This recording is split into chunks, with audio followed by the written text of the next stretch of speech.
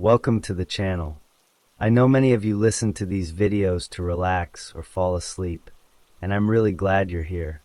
Before we start today's crime stories, please take a moment to subscribe if you haven't already. And if there's any crime story you'd like me to narrate for you, feel free to request it in the comment section. Now let's begin.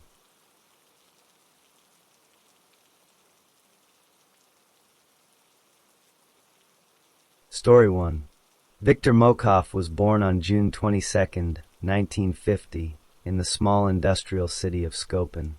Skopin is located in the Ryazan region, about a 90-minute drive from the larger city of Ryazan itself. He was an only child and lived with his parents in a standard Soviet-era house. The house had a small private plot of land around it. From a young age, Viktor was quiet and not very social. He did not have many friends at school. He preferred to be alone or to help his father with small tasks around the house.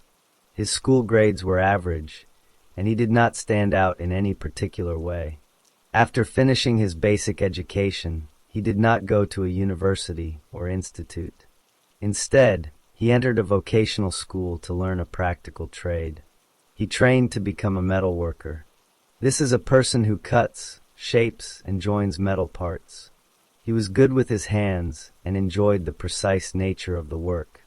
After his training, he got a job at the main factory in Skopin, the Skopin automobile assembly plant. He worked there for many years, eventually becoming a senior metal worker. At work, Viktor had a very different personality. He was known as an excellent and reliable worker. His foreman often praised him to other workers. Viktor was always on time, never missed a day, and would often volunteer for extra tasks. He seemed to find comfort in the routine and physical demands of his job. His co-workers thought he was a bit solitary, but always polite and helpful. When he was about 28 years old, near the end of the 1970s, Viktor got married. The marriage was very short. It lasted only 3 months before the couple divorced. No specific reasons for the quick divorce were widely known. After the divorce, Viktor moved back into his family home to live with his aging mother, Elisa. He had no children. For the next 2 decades, Viktor's life appeared very steady from the outside. He lived a simple, repetitive life. He would wake up, go to his job at the factory, work his shift, come home, and take care of the house and his mother. He did not socialize with neighbors or have a circle of friends. He spent most of his free time alone in his home or working on his property. In the mid-1990s, after his father had died, Viktor decided to build a garage on the family property. He was a skilled metal worker, so he had the ability to do much of the work himself. The construction of the garage was a multi-year project. He worked on it slowly, in his free time after work and on weekends. Neighbors saw him digging and building and thought he was just a diligent man improving his home.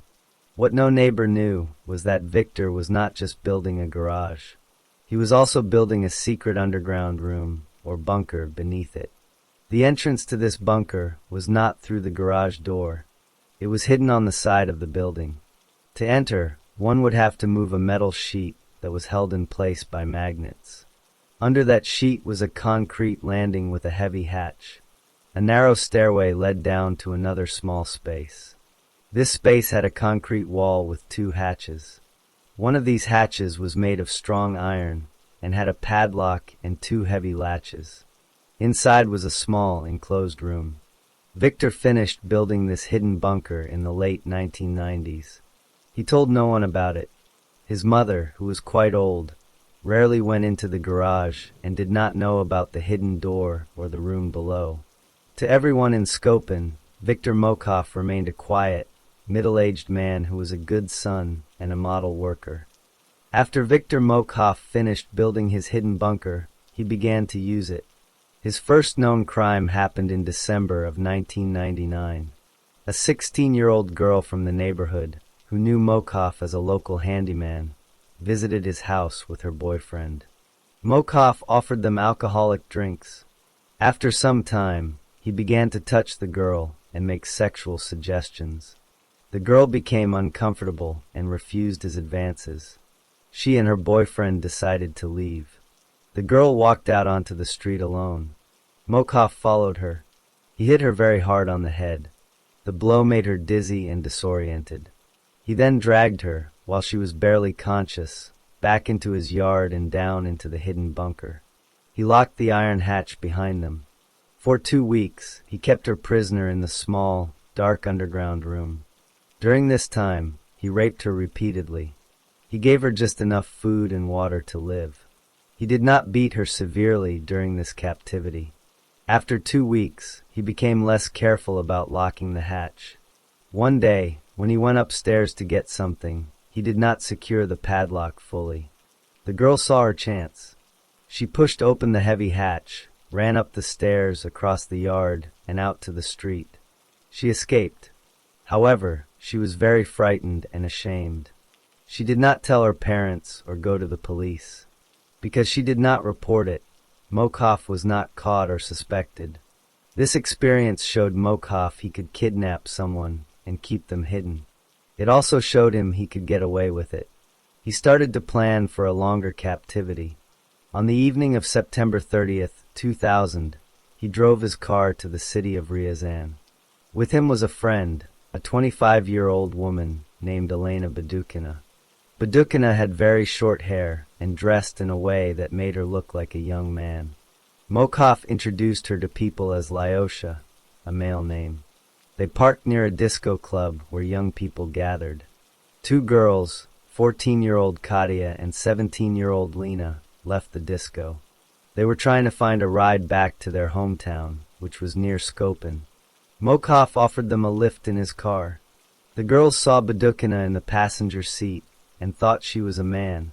The presence of another person, who seemed like just another young man, made the offer seem safer to them. They agreed and got into the back seat. During the drive, Mokov offered the girls soft drinks. He had already mixed a strong sedative drug into the bottles. The girls drank them. Shortly after, the drug made them feel very sleepy and then lose consciousness. Mokov did not drive them to their homes. Instead, he drove to his own house in Skopin. When they arrived, the girls were unconscious. Mokov, likely with help from Badukina, carried them from the car. He took one girl into the garage. He took the other girl down the hidden stairs and into the bunker. He locked them in separately. When the girls woke up, they were in a dark, concrete room with no windows. They were confused and terrified. Mokov told them they were now his property and would never leave. He began a routine of control and violence. He raped them both, often daily. If they cried, argued, or refused, he punished them. The punishments included beating them with a piece of rubber hose, spraying tear gas into the small room so they could not breathe, turning off the light for days, or not giving them any food. He also used rewards to control them. If they were quiet and obeyed him, he would treat them slightly better. He eventually brought a small television and a tape recorder into the bunker. He gave them some books, paper, and paints. He provided better food on these occasions. This system of punishment and reward made the girls feel they had to cooperate to survive. In November 2001, about a year after their kidnapping, the older girl, Lena, gave birth to a baby boy. Mokov was the father. There was no doctor or help. The younger girl, Katya, had to help deliver the baby. Mokov let Lena keep the infant for 2 months. Then one day he took the baby away. He later told the girls he left the child on the stairs of a large apartment building in another city, where someone would find it. In June 2003, Lena gave birth again to another boy. Again, Katya helped with the birth. This time, Mokov let Lena keep the baby for 4 months before taking him away. He said he left this second baby at the entrance of a different apartment building. Starting in 2003, Mokov began to feel more confident. He sometimes took one girl at a time out of the bunker for a short, closely watched walk in his fenced yard at night. He told them if they screamed, he would kill them and the other girl. During this time, Mokov rented out a room in his house to a female university student. He decided he wanted to make this student another victim. He forced Katia to help him. He brought Katia upstairs, cleaned her up, and introduced her to the student as his niece. He told Katia to befriend the student and convince her to go to the bunker. Katia was afraid, but she saw a chance. While in the student's room, Katia found a pen and a small piece of paper. She quickly wrote a note.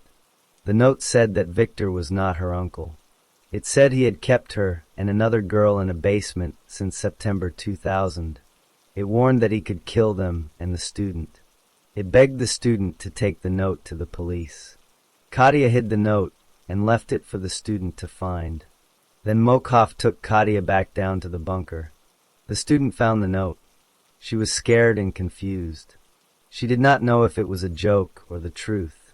She did not go to the police immediately. She waited for several days, thinking about what to do. The university student who rented a room from Mokov thought about the note for several days. She was afraid it might be a prank, but she was also afraid it might be true. Finally, she decided to take the note to the local police station in Skopin. She showed the note to an officer and explained how she had received it from the girl who Mokov claimed was his niece. The police officers took the note seriously. They first checked their records for missing persons. They found that two girls, Ekaterina Martinova, Katia, and Elena Samokina, Lena, had been reported missing in late September 2000. Their families had filed reports, but no leads had ever been found. The names on the note matched the missing girls. The note also said they were held in a basement since September 2000, which matched the disappearance date.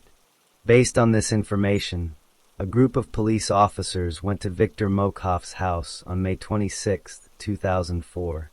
They did not tell him why they were there. They asked to look around his property.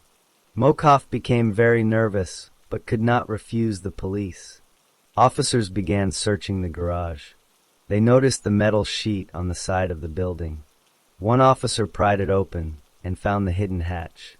The officers opened the hatch and went down the narrow stairs. They found the concrete wall with two hatches. They opened the one with the padlock. Inside the small, damp room, they found the two girls. They had been locked in the bunker for 3 years and 8 months. The older girl, Lena, was 8 months pregnant. The girls were thin, pale, and very frightened. The police officers carefully helped them climb out of the bunker and into the daylight. They were immediately taken to a hospital for medical care and examination. At the same time, other officers placed Viktor Mokov under arrest. He was handcuffed and taken to the police station. During questioning, he confessed to kidnapping the girls and holding them captive. He also named Elena Badukina as his accomplice in the original kidnapping. Police located Badukina and arrested her as well. A major investigation began. Police searched every part of Mokov's house and bunker. They collected the rubber hose, the tear gas canister, the television, and other items as evidence. Doctors examined the girls and confirmed they had suffered years of physical and sexual abuse. The police also began the process of trying to find the two babies that had been born in captivity. They were able to locate both children, who had been adopted by different families after being found as infants. The case went to trial in the Skopin Municipal Court. Mokov was charged with multiple serious crimes. The charges included the kidnapping of 2 or more persons, the rape of a minor, and violent sexual acts against a minor. During the trial, the prosecutors presented all the evidence: the note, the testimony of the rescued girls, the medical reports, and the items from the bunker. Mokov's confession was also used. Badukina was tried separately as an accomplice to the kidnapping. The judge found Viktor Mokov guilty on all charges. He was sentenced to 17 years in a strict regime penal colony, which is a high-security prison. Elena Badukina was found guilty of helping with the kidnapping and was sentenced to 5.5 years in prison. Mokov tried to appeal his sentence to a higher court in Ryazan, but the appeal was rejected, and his original sentence was confirmed. After the trial, the two young women tried to rebuild their lives. They received psychological help and medical care.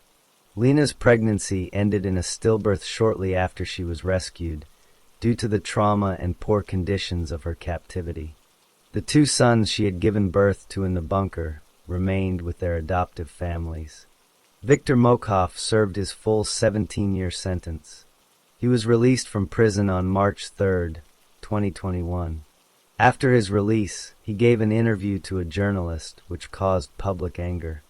A court then banned him from speaking to journalists and from going to places that serve alcohol. Later in 2021, he was arrested again for 10 days for violating these rules. In 2022, he was arrested for helping a friend hide a murder victim, but he was released from that charge in early 2023. He remains free, having served the sentence for his crimes against Katia and Lena. The story of their captivity ended with their rescue and his imprisonment.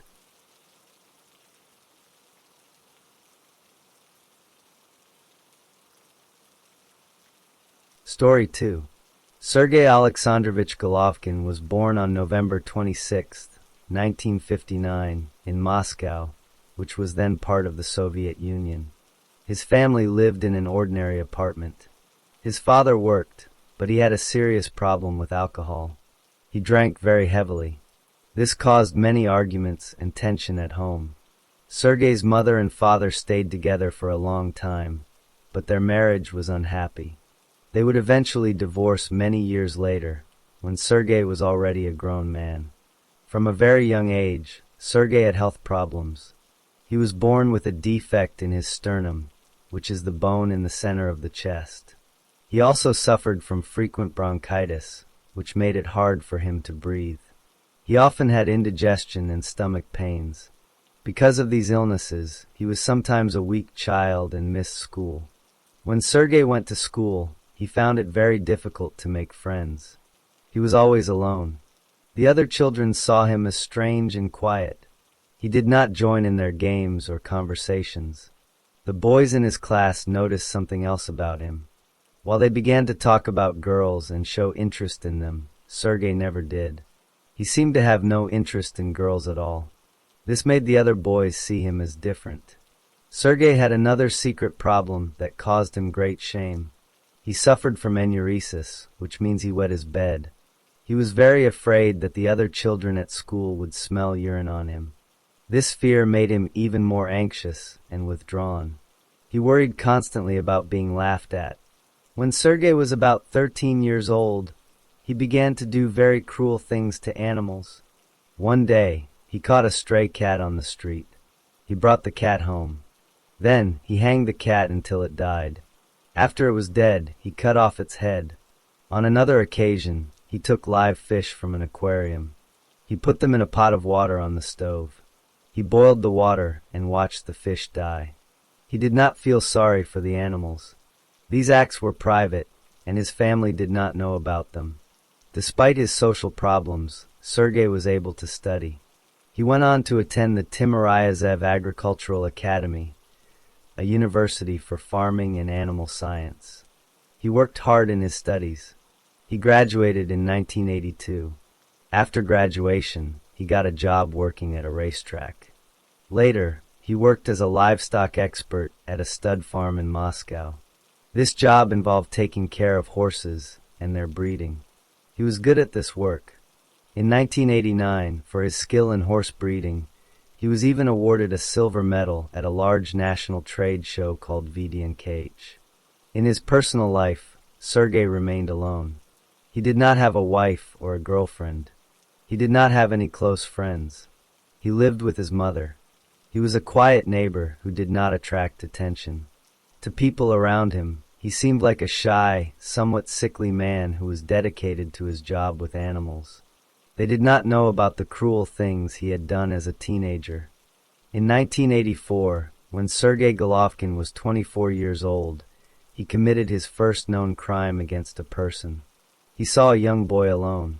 He approached the boy and tried to force him into a sexual act. The boy fought back. Golovkin then tried to kill the boy to silence him. However, the boy managed to escape. The boy reported the attack to the police, but Golovkin was not caught at that time. This event was a hidden step in Golovkin's behavior, moving from cruelty to animals to violence toward humans. 2 years later, in April 1986, Golovkin committed his first murder. He was near the Kachuar railway station in a suburb called Nekrasovka, outside Moscow. He met a 15-year-old boy named Andrei Pavlov. Golovkin threatened the boy with a knife.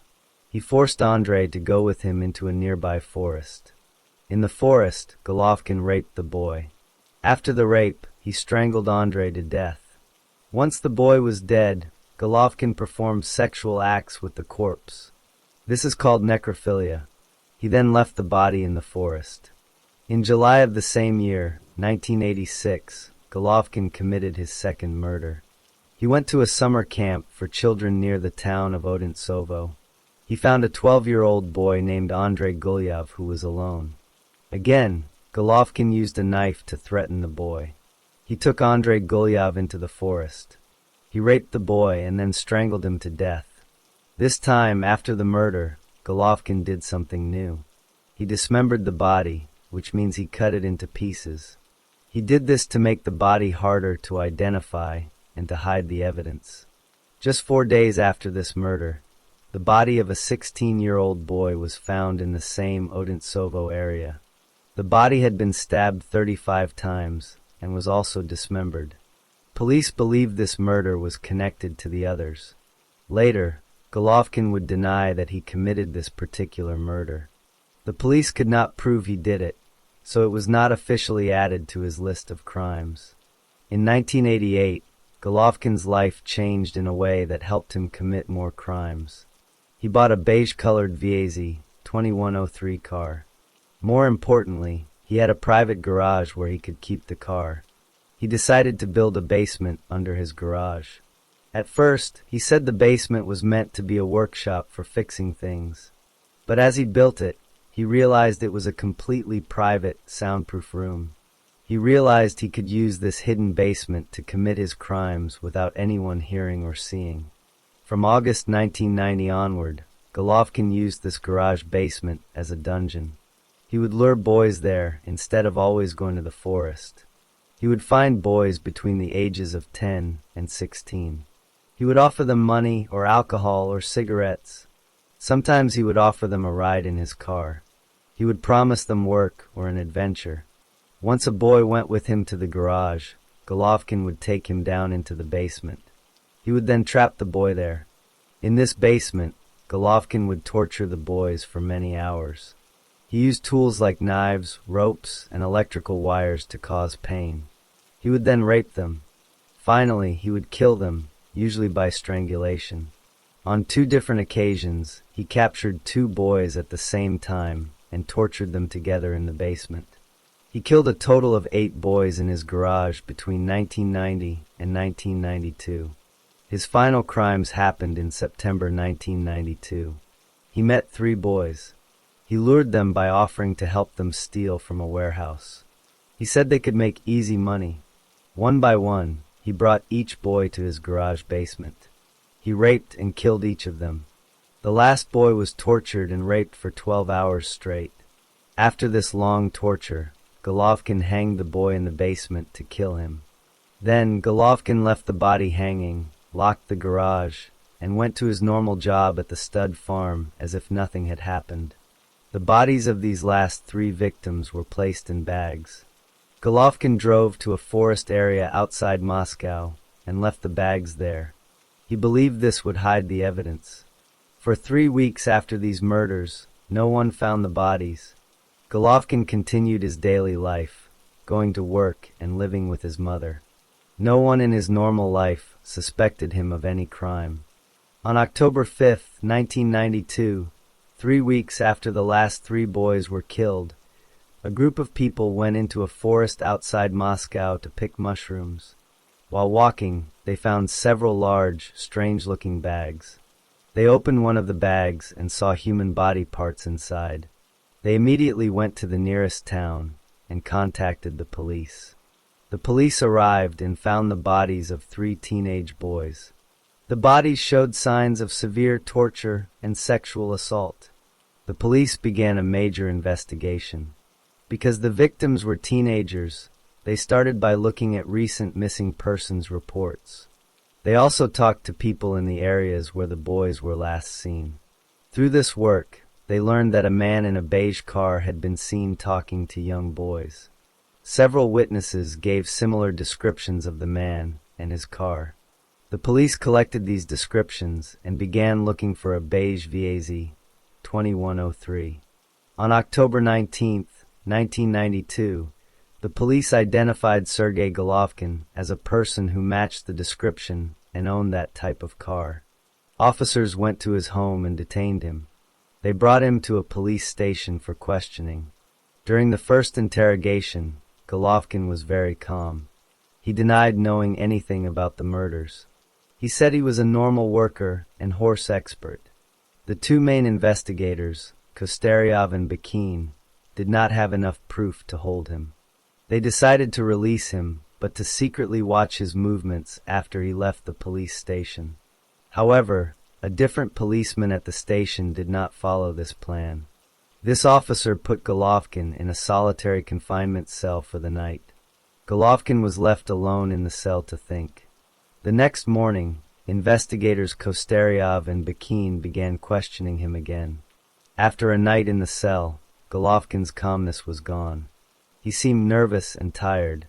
Under questioning, he confessed to the murders of the last 3 boys found in the forest. He described how he killed them in his garage. After this confession, the police got a warrant to search Golovkin's home and his garage. On October 20th, they forced open the garage and the basement below it. Inside, they found a scene of horror. They found a small baby bathtub. In the tub was a layer of burnt material, later proven to be human skin and blood.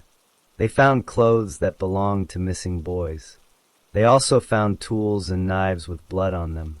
In other parts of the basement, they discovered hidden body parts from earlier victims. Confronted with this evidence, Golovkin understood the police knew everything.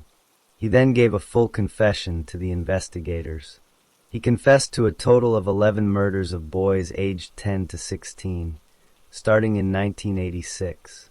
He led the police to different forest locations where he had left the bodies of his other victims. He explained his methods of luring boys, taking them to the garage, and his acts of torture, rape, and murder. Doctors examined Golovkin to see if he was mentally ill. The doctors found that he was sane, meaning he understood right from wrong. However, they diagnosed him with a schizoid personality disorder and psychopathy. This meant he had a severe personality defect that made him lack empathy and guilt, but it did not make him legally insane. Golovkin's trial began. In court, all the evidence was presented: the confessions, the physical evidence from the garage, and the testimony from witnesses and parents of the victims. On October 19, 1994, the judge found Sergei Golovkin guilty of 11 murders and other violent crimes. The sentence was death by firing squad. For almost 2 years, Golovkin remained in prison while his lawyers made appeals. All appeals were rejected. On August 2, 1996, Sergei Golovkin was taken to a special room in Butyrka prison in Moscow. He was executed by a single gunshot to the back of the head. This execution was historically significant because it was the last death sentence carried out in Russia before President Boris Yeltsin announced a moratorium, or a temporary stop, on capital punishment. The families of the victims received news of the execution, bringing a painful sense of closure to their loss. The story of Sergei Golovkin ended with his death in a prison cell.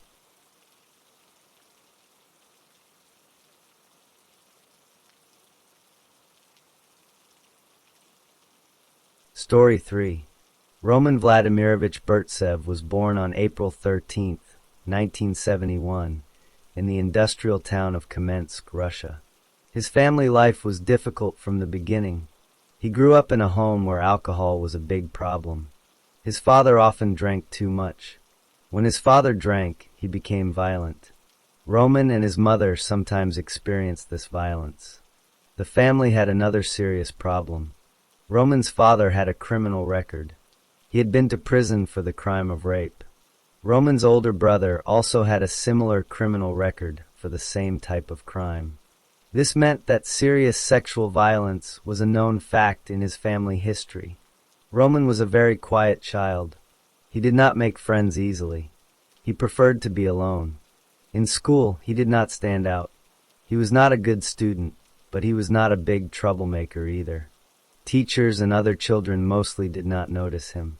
He seemed ordinary and withdrawn. When Roman was about 12 years old and in the 6th grade, a significant event happened. He followed a young girl from his school into the basement of the building. In the basement, he attacked her. He tried to rape her. The attack was stopped only because the school janitor came into the basement by accident. The janitor saw what was happening and intervened. After this event, the police were called. Because Roman was still a minor, he was not sent to a regular prison. Instead, his name was registered with the Juvenile Police Department. This was a special police file for children who commit crimes. He had to have talks with inspectors. This event was a major red flag, but after some time, people moved on and forgot about it. Roman finished his basic schooling. He did not go to a university. Instead, he went to a vocational school. This type of school teaches a trade, like welding or mechanics. After finishing trade school, he was old enough for military service. He joined the Soviet Army and completed his required time as a soldier.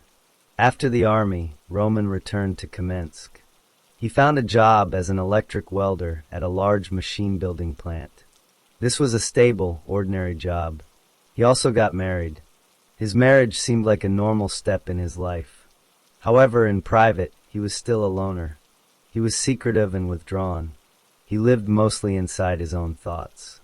He developed a strong interest in pornography. But it was not ordinary pornography. He sought out films and magazines that showed violence and pain.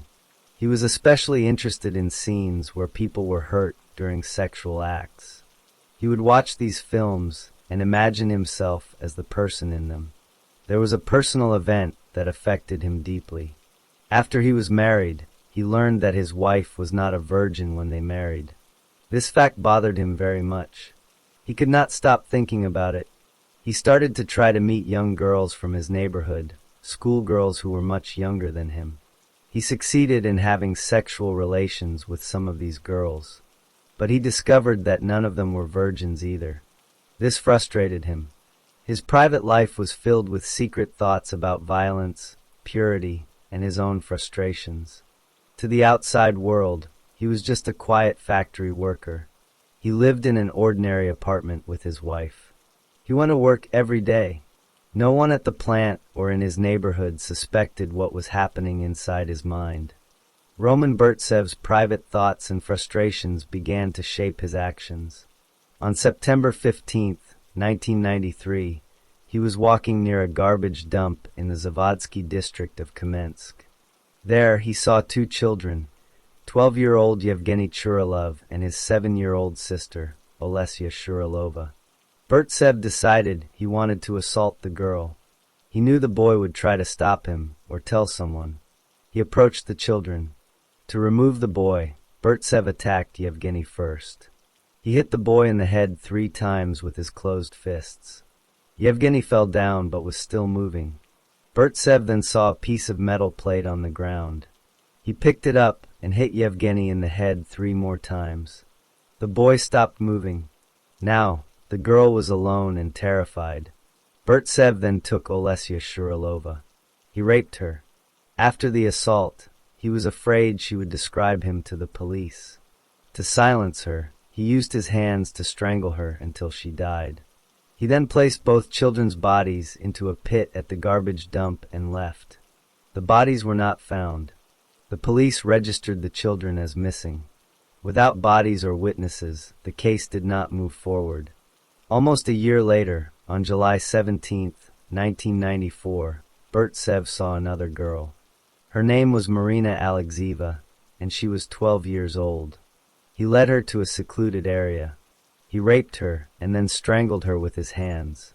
After killing her, he needed to hide the body.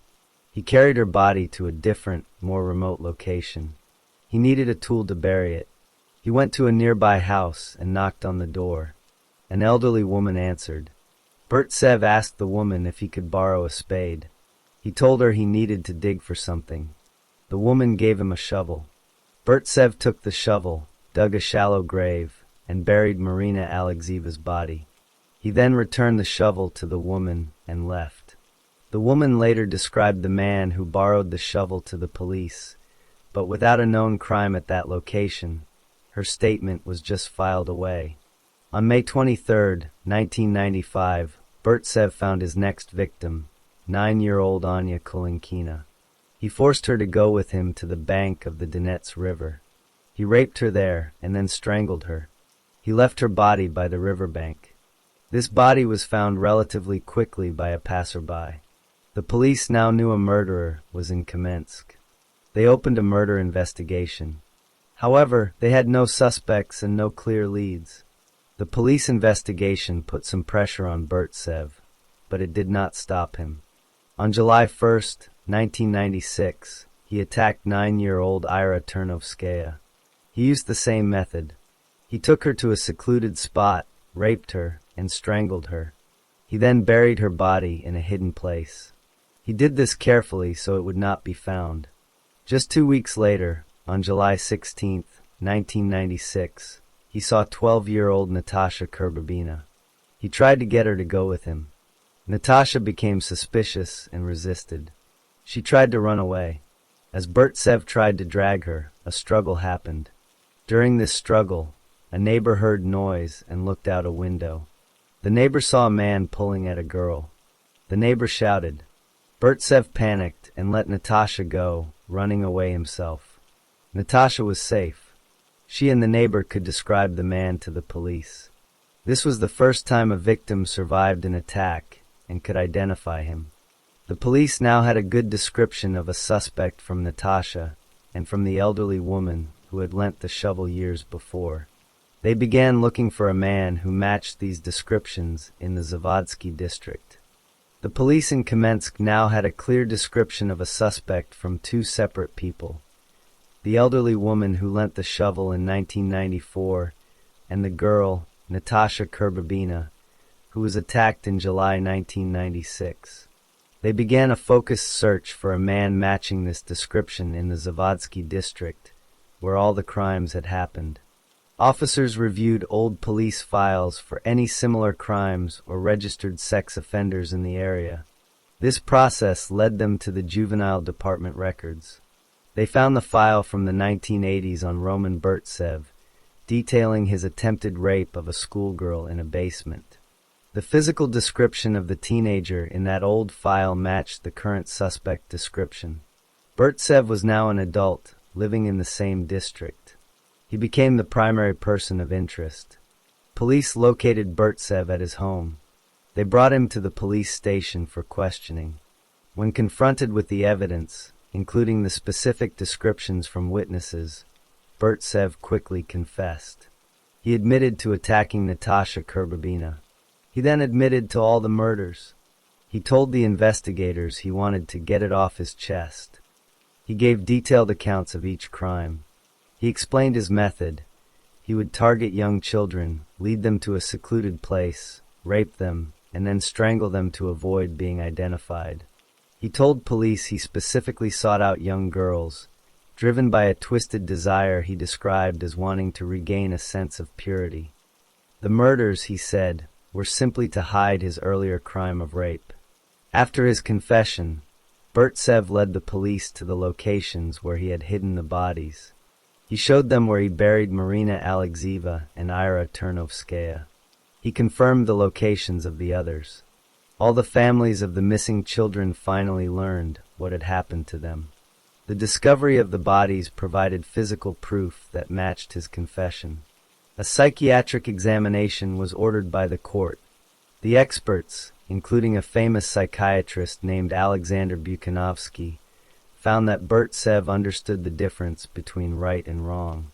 He was declared mentally competent to stand trial.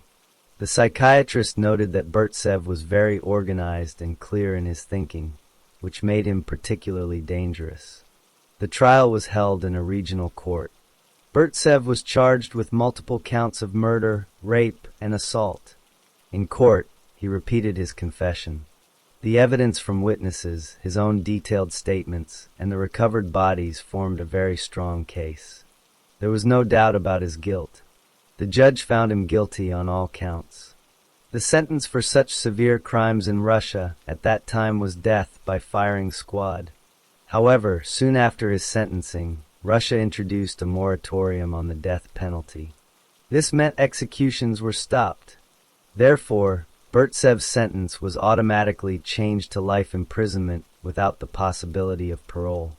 He was sent to serve his life sentence at a strict prison called White Swan in Solikamsk. In prison, he was mostly isolated. He wrote letters to charities, complaining about various health problems and asking for medicine. He lived in the prison for many years. In December 2023, Roman Burtsev became very ill with cancer. He was treated at the prison hospital, but the disease was advanced. He died in the prison hospital at the age of 52. His death marked the end of the story for the criminal. For the families of his victims, his arrest, confession, and imprisonment had provided answers and a form of justice, though it did not bring their children back. Roman Burtsev died in prison from cancer.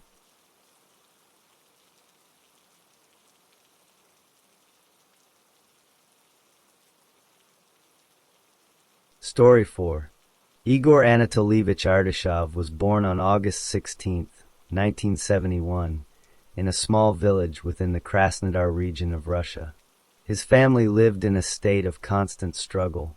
His father worked occasional manual labor jobs, but his pay was low and inconsistent. His mother did not work outside the home. The primary feature of their household was poverty and the constant presence of alcohol. Both of Igor's parents were alcoholics. They drank cheap vodka almost daily. When they drank, the atmosphere at home became tense and unpredictable. Sometimes his parents would argue loudly with each other. Other times, they would simply ignore Igor and his needs. There was little routine or care. Meals were not regular, and the small apartment was often dirty and disorganized. Igor learned from a very young age to stay quiet and out of the way. A major turning point happened when Igor was 10 years old. He was playing outside with some other children near a road. A ball rolled into the street, and Igor ran after it without looking. He was struck by a passing car. The injuries from this accident were severe. He suffered a major traumatic brain injury, which means his brain was badly damaged from the impact. Igor spent weeks in the hospital. When he finally returned home, he was not the same boy. He had trouble concentrating. Tasks that were once simple for him now seemed confusing. He struggled to follow conversations, and his speech became slightly slower. His parents, already unable to cope, found his new condition impossible to manage. They took him to doctors for assessments. The medical result was a formal diagnosis. The doctors said Igor now had a moderate intellectual disability. This meant his ability to learn, reason, and solve problems was permanently reduced to a level far below average for his age. His mother, overwhelmed and seeing no other solution, made a decision. She arranged for Igor to be sent away to a state-run boarding school designed for children with special needs. Life at the special boarding school was harsh and lonely. The facilities were overcrowded, and the staff were overworked and often unkind. The children there were vulnerable. Igor, being new and struggling with his disability, became a target for older, stronger boys. During his first year, he was subjected to repeated acts of sexual violence by a group of these boys. This was not a single event, but a pattern that occurred multiple times. Igor told no one in authority, as he feared further punishment and believed no one would help him. After finishing his time at the boarding school, Igor was sent to a vocational school. This type of school teaches basic trades. He learned simple skills, but he was not a good student. He had no close friends and kept to himself. He felt different from everyone else and carried a deep sense of shame and anger from his childhood experiences. In 1993, when Igor was 22 years old, he decided to leave his past behind. He moved to the large city of St. Petersburg, hoping to disappear into the crowd and start a new life.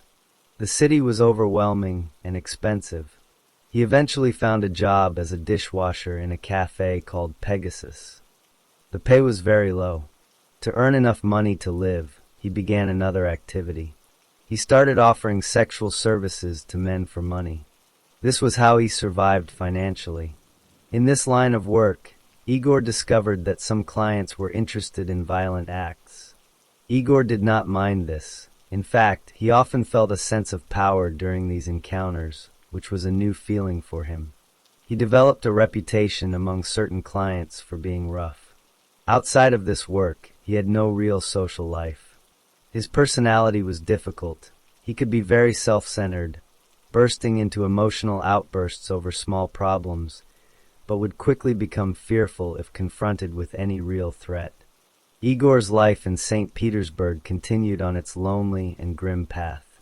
His feelings of anger and his desire for a sense of control, which he briefly experienced with certain clients, began to grow stronger. He started to spend his free time walking through parks and quiet neighborhoods, watching children play. In December 1993, these thoughts turned into action. While walking through Sosnovsky Park, he saw two young brothers, aged 11 and 12, who were alone. He approached them and suddenly showed a knife he was carrying. He threatened them with the knife and ordered them to follow him to a more secluded part of the park, away from the paths. Once in the hidden spot, Igor forced the boys to drink a liquid from a glass jar he had brought. The liquid had a chemical taste and smell. It may have been a solvent or cleaning fluid. This was likely an attempt to make them drowsy or compliant. He then raped both boys. During the assaults, he was physically violent, causing them serious internal and external injuries. After he was finished, he left them in the park and walked away. The brothers, though hurt and terrified, managed to get help. They described their attacker to the police, but Igor was not found. Several weeks later, Igor was in the Kolpinsky district of the city. He found another boy who was alone.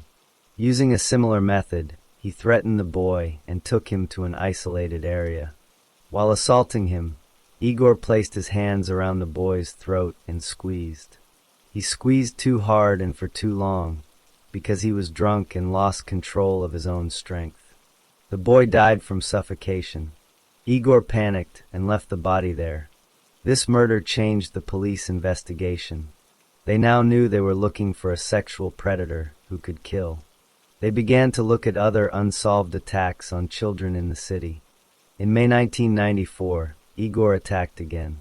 He followed a 10-year-old boy into an apartment building on Riga Avenue. In the entrance hallway, he grabbed the boy and forced him up the stairs to the building's attic. He raped the boy there. After the rape, in an act of extreme cruelty, Igor used his hands to physically tear the boy's body. This caused a severe, life-changing injury to the boy's perineum, the area between the legs. The boy survived, but was left permanently disabled. All these attacks happened in the daytime, between lunch and early evening, but Igor always chose locations where no one else was present, and he always fled immediately afterward. A month after the attack in the attic, Igor went to the banks of the Neva River. He found two more boys, aged 11 and 12, who were fishing. He used his now standard method, the threat of a knife, followed by force. He took them to a quiet spot by the water and raped them both. He then left them there. Shortly after this, he attempted to attack a 15-year-old teenager inside an elevator of an apartment building. However, this victim was older and stronger. The teenager fought back aggressively, shouting and hitting Igor. Surprised and scared by the resistance, Igor let the boy go and ran from the building. The failed attack made Igor furious. He felt humiliated, and his anger needed an outlet. On that same day, he entered another apartment building. In the stairwell, he found a 9-year-old boy. He forced the boy into a corner on a landing between floors. He brutally raped the child. What happened next was an even greater escalation of violence. After the rape, Igor proceeded to mutilate the boy with his hands. He pulled out approximately 30 feet of the boy's intestines from his body. He then left the boy for dead in the stairwell. Miraculously, the boy was found alive by a neighbor. He was rushed to the hospital. He was conscious enough to give the police a very detailed description of the man who had attacked him. This description was used to create a new, very accurate facial composite sketch of the wanted criminal. The detailed description from the 9-year-old boy was a major break in the case. The police artists created a facial composite sketch that closely resembled Igor Ardashov. This sketch was printed in newspapers and posted on public notices across St. Petersburg. When Igor saw his own face on one of these wanted posters, he became very frightened. He knew the police were looking for him specifically. He decided he needed to leave the city immediately. He used the money he had saved from his dishwashing job and his other activities to buy a plane ticket. He flew north to the city of Murmansk, far from St. Petersburg, and hid there for a month. During that month, the police continued their investigation. They collected all the evidence from the different crime scenes. They also re-interviewed all the surviving victims and the families of those who had died. The case was now a top priority for the city's law enforcement. Meanwhile, Igor in Murmansk began to feel that the danger had passed. He thought people might have forgotten about him, or that the police had given up. He missed the city and decided to return to St. Petersburg. This was a serious mistake. Back in St. Petersburg, Igor resumed his life. However, after his last crime, he had kept a small souvenir.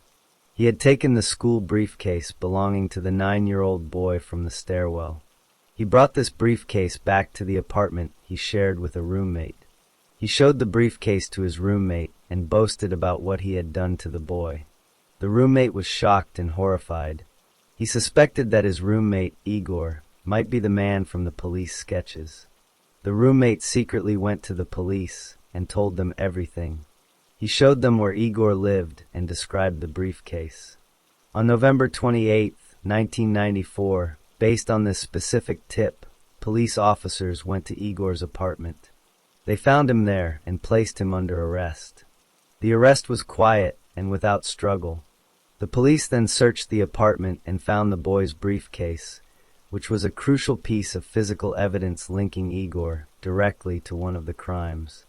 In the following days, the police arranged identification parades. Several of the surviving victims were brought in to look at Igor in a line with other men. More than one victim positively identified Igor as their attacker. This eyewitness testimony was very powerful evidence. At first, during police questioning, Igor refused to admit to any of the crimes. He stayed silent or gave unclear answers. But as the weight of the evidence became clear, the briefcase, the identifications, he began to change his strategy. He started to talk about the attacks. He even took the police to the different crime scenes to show them how he had committed the acts, in what are called investigative experiments. During interrogations, he sometimes behaved in strange ways. He would pretend to be more mentally disabled than he was, acting confused and childlike. He hoped the police and doctors would think he was insane. The court ordered a long and detailed psychiatric examination of Igor. Experts studied him for weeks. They confirmed he had a low intellect and personality disorders from his brain injury and traumatic childhood. However, after all their tests, the psychiatrists concluded he was sane under the law. This meant he understood the difference between right and wrong at the time of his crimes and could control his actions. He was therefore fit to stand trial. Igor was disappointed by this result. He had told doctors he wanted to be declared insane and sent to a hospital instead of a prison. Because the crimes were so brutal and had caused widespread fear and anger in the city, the authorities decided to hold a closed trial. This means the public and the media were not allowed inside the courtroom. They did this to prevent violent protests or attempts to harm Igor, and to protect the details of the victims. At the trial, the prosecutors presented all the evidence: the victims' testimonies, the medical reports, the briefcase, and Igor's own confessions. He was charged with many crimes, including murder, rape, and causing severe bodily harm. The judge found Igor Ardashov guilty on all charges. The sentence for murder at that time in Russia was death by firing squad. The judge sentenced him to death. Igor was placed in a special prison cell for those on death row.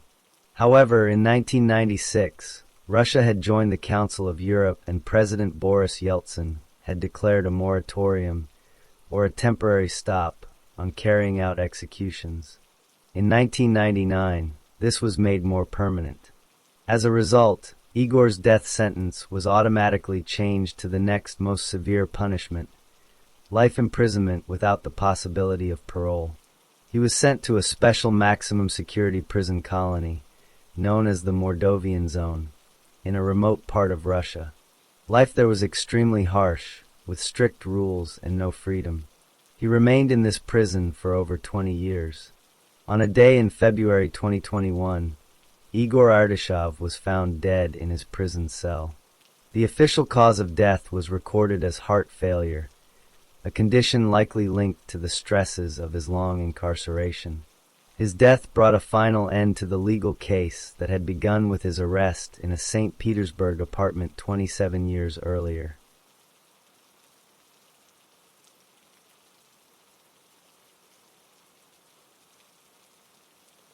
Story 5. Maxim Vladimirovich Petrov was born in 1965 in the city, then known as Leningrad, in the Soviet Union. This city would later be called St. Petersburg. He was an only child. His father, Vladimir, worked as a supervisor in a large industrial plant. His mother, Galina, was a nurse at a neighborhood medical clinic. The family lived in a small apartment in a building shared by many other factory and hospital workers. From a very young age, Maxim was a serious and quiet boy.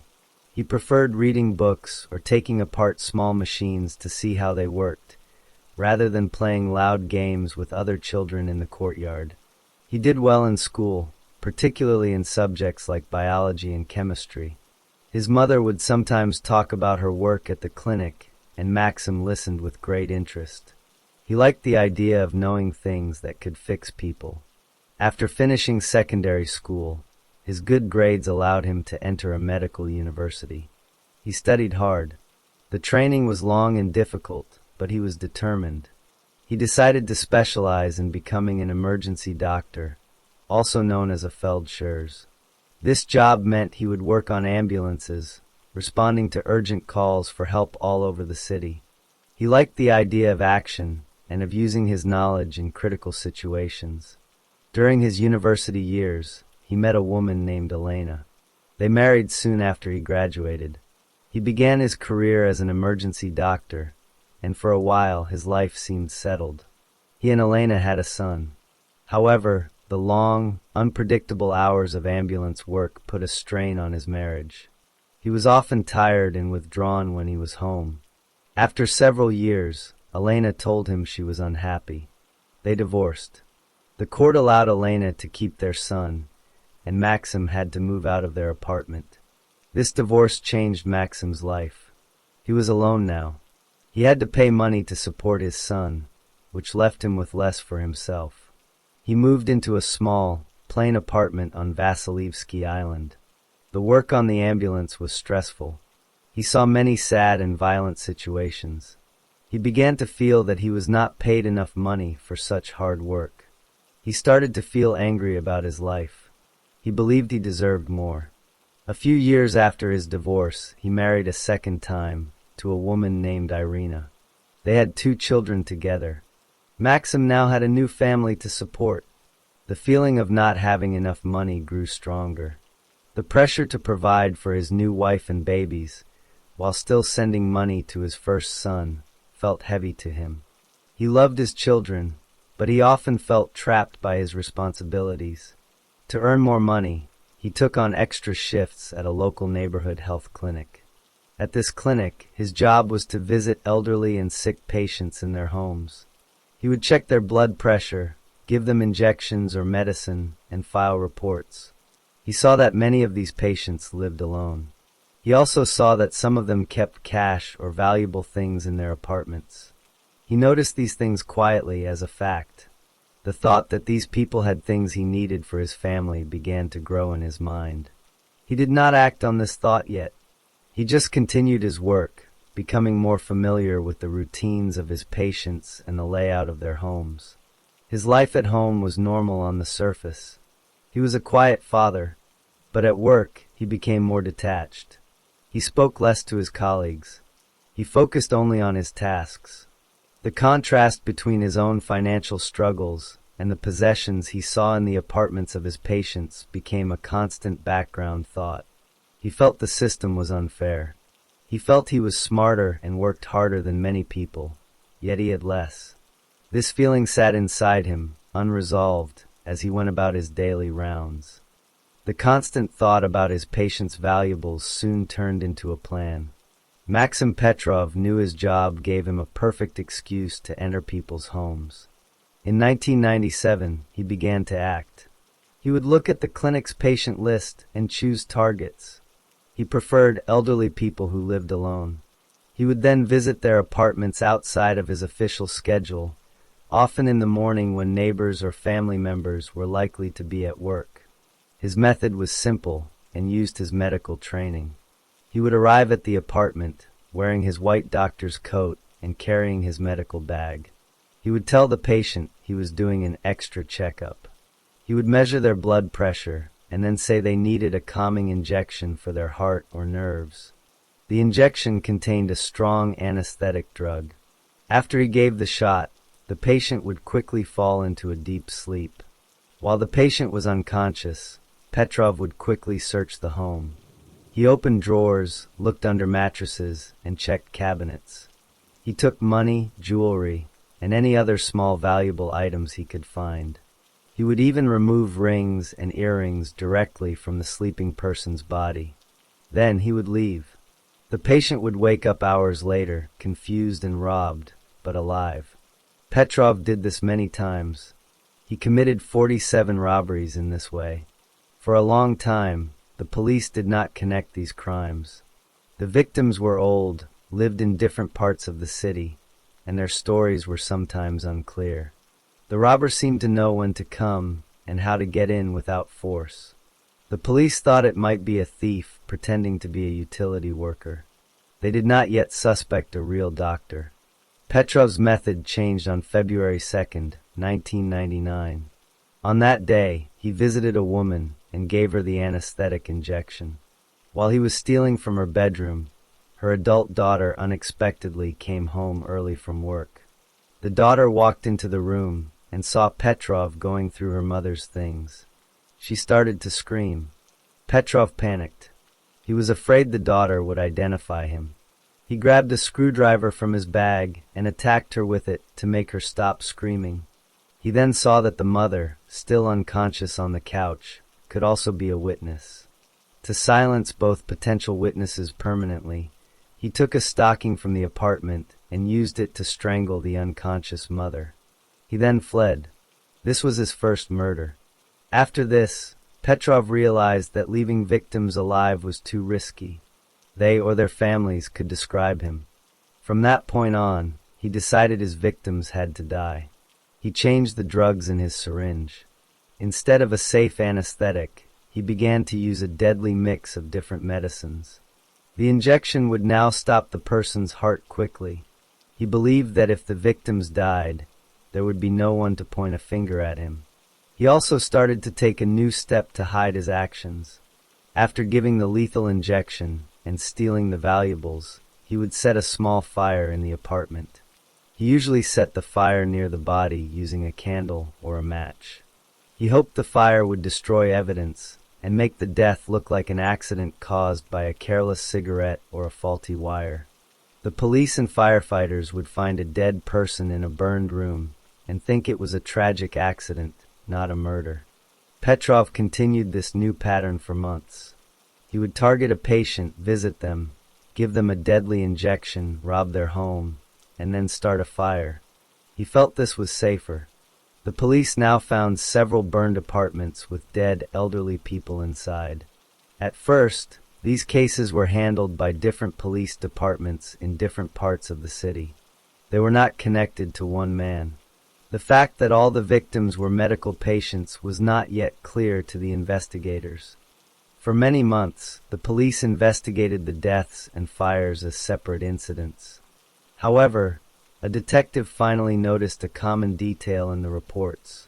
Several of the victims had recently visited the same local health clinic for a lung X-ray, called a fluorography. The detective requested the clinic's patient lists.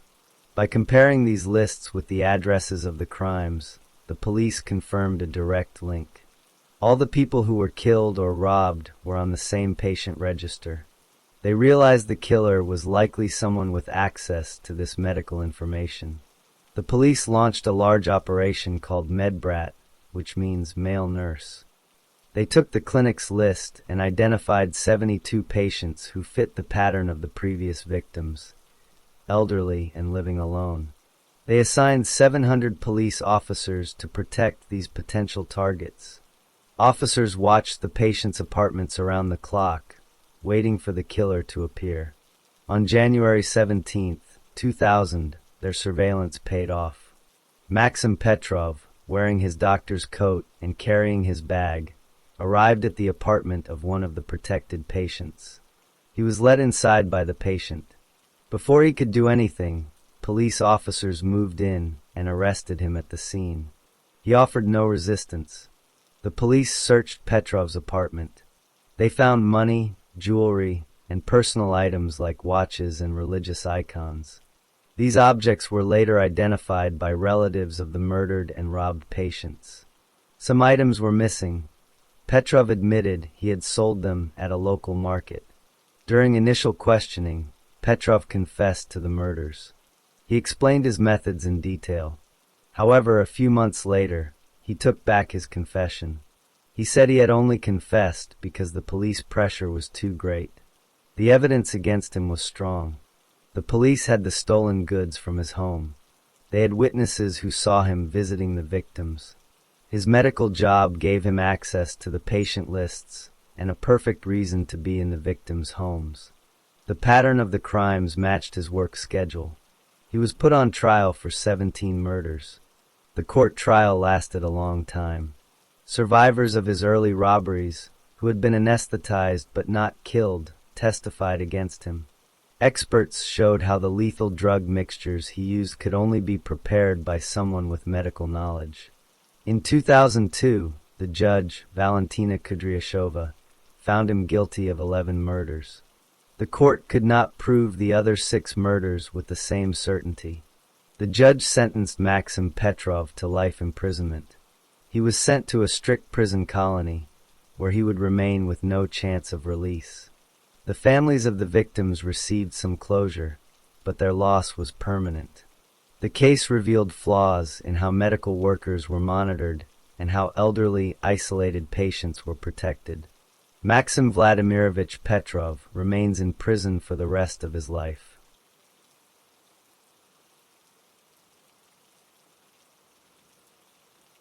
Story 6. Vyacheslav Viktorovich Yakov was born on March 1, 1974, in a rural part of Kyrgyzstan. At that time, Kyrgyzstan was a republic within the Soviet Union. His family lived in a small village. Life was basic and focused on farming. His parents, Viktor and Lena, worked long hours on a collective farm. They did not earn much money. The family lived in a small wooden house. From a very young age, Vyacheslav was different from other children. He was quiet and often seemed confused. He did not start speaking in full sentences until he was much older than other children. His parents initially thought he was just shy, but as he grew, his difficulties became more clear. He could not follow simple instructions. He would get upset easily when faced with new tasks. When Vyacheslav was 8 years old, he began attending the local school. He struggled immediately. He could not learn the alphabet or numbers. He could not concentrate during lessons. The teachers noticed he would often just stare out the window. The other children in his class did not play with him. They called him names because he was slow and could not understand their games. He spent most of his time alone. When Vyacheslav was 10, his school asked his parents to take him to a special doctor in the city. His parents took him on a long bus journey. A team of doctors spoke to him and gave him tests. They told his parents that Vyacheslav had an intellectual disability. This was not a mental illness, but a condition he was born with. It meant his ability to learn, reason, and solve problems was limited. The doctors said his mental age was much younger than his real age. There was no medicine for it. After the diagnosis, Vyacheslav stayed in the normal school, but learned almost nothing. He left school at age 15 without finishing his basic education. He could read only a few simple words and write his name. He spent the next few years at home, helping his father with simple chores on the farm. He could do physical tasks like carrying water or feeding animals if he was shown exactly what to do every single time. In 1991, when Vyacheslav was 17, the Soviet Union collapsed. Life in Kyrgyzstan became harder. Jobs were scarce and money was worth less. When he was in his mid-20s, Vyacheslav's father told him he needed to find work to help the family. A man from their village was going to Russia for construction work. Vyacheslav's father arranged for his son to go with him. In 2000, Vyacheslav moved to Russia. He settled in the city of Kapaysk in the Chelyabinsk region. He lived in a crowded dormitory for migrant laborers. He got a job as a general laborer on construction sites. His job was to carry bricks, mix cement, and clean up debris. The work was hard and the pay was low. Because of his disability, he was often given the worst tasks. Foremen shouted at him when he misunderstood orders. Vyacheslav lived a very lonely life in Kapaysk. He did not make friends. He spent his small wages on cheap food and vodka. He began drinking vodka almost every day. Drinking made him feel less lonely and less confused for a short while. He would drink alone in his small rented room or in public parks. He was a large, strong man from years of physical labor, but his mind remained childlike and easily muddled. People in the neighborhood knew him as the slow, quiet man who drank too much. He had no contact with women. His social skills were very poor. He did not know how to talk to people. Women he encountered would ignore him or move away quickly because of his rough appearance and confused speech. This made him feel angry and rejected, but he did not know how to change his behavior. He just felt a deep, constant loneliness he could not explain. In early 2002, when he was 28, he met some other men who drank in the same places. They offered him a way to make more money. They asked him to carry packages from one city to another. Because Vyacheslav did not think clearly, he did not ask what was in the packages. He simply did it for the money. He was caught by police. The packages contained drugs. He was arrested for drug smuggling. During the investigation, the police and doctors examined him. They confirmed his intellectual disability. The court decided that due to his mental condition, he could not fully understand the crime he was involved in. He was released from criminal liability. Instead of jail, the court sent him for compulsory treatment at a psychiatric hospital for a short time. The goal was to stabilize him, not to cure his disability, which was not possible. After a few months, he was discharged from the hospital. He returned to Kapaysk. He went back to his old life of day labor and drinking. He now lived completely alone in a small, rundown apartment on the edge of the city. He felt even more isolated than before. The court's intervention had changed nothing about his daily reality or his understanding of the world. He continued his habit of drinking in parks and near garages, places where other lonely people sometimes drank. His mind remained a confused mix of simple thoughts, childlike impulses, and the strong physical urges of a grown man, all worsened by constant alcohol. Vyacheslav Yakov continued his life of isolation and heavy drinking after returning to Kapaysk. On a cold evening in October 2002, he was drinking vodka alone near an isolated gas station on the edge of the city. He saw a woman, a local resident in her 30s, walking alone. She was also intoxicated. Yakov, feeling a sudden, impulsive urge, approached her. He spoke to her clumsily. The woman, confused and drunk, did not immediately walk away. Yakov's mind, clouded by alcohol and his disability, did not process social signals. When the woman eventually tried to leave, he felt a sharp anger. He did not plan the attack. He simply acted on a sudden impulse. He hit her in the face with his fist. The blow was very hard, knocking her unconscious. He then dragged her body into some nearby bushes. There, he strangled her with his hands until she stopped breathing. Afterwards, he raped her lifeless body. He then left her there and went back to his apartment. He did not try to hide the body well. The next day, a truck driver found the woman's body in the bushes. The police were called. They saw it was a violent murder, but had no witnesses or suspects. Yakov felt no immediate guilt because his understanding of morality was weak. He only felt a temporary relief from his loneliness and anger. Life went on as before. He worked on construction sites and drank. The memory of the murder faded in his mind like a bad dream. On the evening of May 1st, 2003, Yakov was drinking in a garage cooperative, an area where people rented small garages for their cars and storage. He saw a young woman, a teenager, who was drunk and seemed lost. He walked up to her. He offered her more alcohol. The girl, heavily intoxicated, accepted. They drank together for a short time. Then Yakov, again without planning, hit her suddenly in the face. He knocked her out. He dragged her behind a row of garages where it was dark. He raped her and then strangled her with his hands. He left her body there. It was found 2 days later by a man coming to check on his garage. Just 3 weeks later, near the end of May, he committed another murder in a similar area. He saw another intoxicated woman walking alone late at night. He followed her. He used the same method. He knocked her out with a punch, dragged her into a dark, wooded area, raped her, and strangled her. Police found the body the next morning. They now saw a pattern. All the victims were women, alone, and intoxicated. They had been strangled. But the police had no physical evidence pointing to a specific person. On the night of May 25th, 2003, Yakov was wandering near a kindergarten. He saw 2 young women, both 17-year-old schoolgirls. They had just graduated from high school and were celebrating. They were slightly drunk, sitting on a bench. Yakov approached them. He tried to talk to them, to get acquainted, as he later said. The girls were frightened by this large, slurring man. They told him to go away.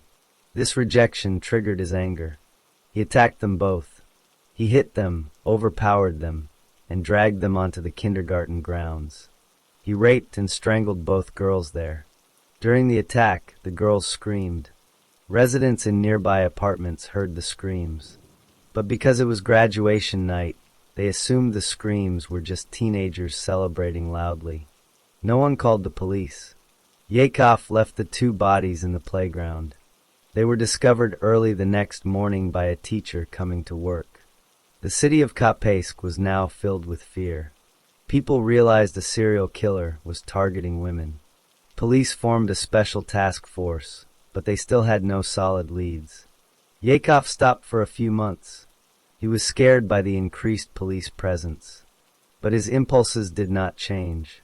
On September 18th, 2003, he saw his last victim. It was early in the evening. He attacked a woman in a residential area. He tried to drag her into some bushes. This time, the woman fought back hard and screamed loudly. Neighbors in their homes heard the screams clearly. These were not happy screams. They were screams of terror. Several people looked out their windows. They saw a large man struggling with a woman. Immediately, multiple people called the police. The screams stopped suddenly. Yakov had strangled the woman. He heard people shouting from the apartments and saw lights turning on. He panicked. Instead of running down the street, he climbed a tall tree near the crime scene to hide. He thought he would not be seen there. Within minutes, police cars arrived with sirens. Officers found the victim's body. Witnesses pointed to the area where they had seen the attack. Police officers searched the area with flashlights. One officer shone his light up into the trees. He saw a man, Vyacheslav Yakov, hiding in the branches. The officer ordered him to climb down. Yakov did so. He was immediately detained. After police officers brought Vyacheslav Yakov down from the tree, they took him to the police station. He was covered in dirt and leaves. The officers saw he had scratches on his hands and face. They also found traces of the victim's blood on his clothes. At the station, detectives began to question him. Yakov was confused and frightened. He did not ask for a lawyer. He started talking about the woman in the bushes. He answered the detectives' questions in a simple, direct way. Very quickly, he not only confessed to murdering that woman, but also began describing the other murders. He gave clear details about the locations, what the victims were wearing, and his actions. He described the gas station, the garage cooperative, and the kindergarten. The detectives realized they were speaking to the serial killer who had terrified Kapeysk. The police immediately used his confession to gather evidence. They took him to each crime scene. Yakov showed them exactly where he had dragged the bodies and where he had hidden. Forensic experts collected new evidence from these locations, matching Yakov's statements. They also performed medical examinations on him, which matched evidence from the victims. His confession was detailed and consistent with the facts the police already knew from their investigations. Within a few days, the police had a solid case. They charged him with the murders of 6 women. However, during the legal process, Yakov's court-appointed lawyers raised an important issue. They pointed to his well-documented intellectual disability. They argued that he could not fully understand the wrongness of his actions. They demanded that his confessions be excluded from the case, stating he was not mentally capable of a true confession. They insisted he needed psychiatric evaluation, not a criminal trial. The prosecutors argued that his detailed knowledge of the crimes proved he understood what he was doing. The court ordered a series of psychiatric examinations. In July 2004, experts from a local hospital examined Yakov. Their conclusion was that he was a severe danger to society and needed compulsory treatment in a strict psychiatric hospital. But they did not clearly state if he was legally insane at the time of the murders. Because of this unclear report, the legal process became very slow. In February 2005, the Chelyabinsk Regional Court, unsure how to proceed, decided to send him for compulsory treatment anyway and ordered more examinations. Yakov's lawyers appealed this decision. In 2006, a higher court, the Supreme Court's Cassation Board, looked at the case. They ruled that the lower court's decision was not correct because the psychiatric reports were not complete. They sent the case back for more investigation. By the beginning of 2007, a legal problem occurred. Russian law had a time limit for keeping a person in jail before their trial was finished. Because of the long delays from the psychiatric debates, this time limit expired for Yakov. The court was forced to release him. He was let out under a signed promise that he would not leave the city. This decision caused fear and anger among the citizens of Kapeysk. Later in 2007, the prosecutors arranged for a final, definitive examination at the country's top psychiatric facility, the Serbsky Center in Moscow. Experts there observed and tested Yakov for many months. They agreed he was an extreme danger to society. In 2008, after further study, they gave their final conclusion. They stated that at the time of all the crimes, Vyacheslav Yakov was in a state of legal insanity.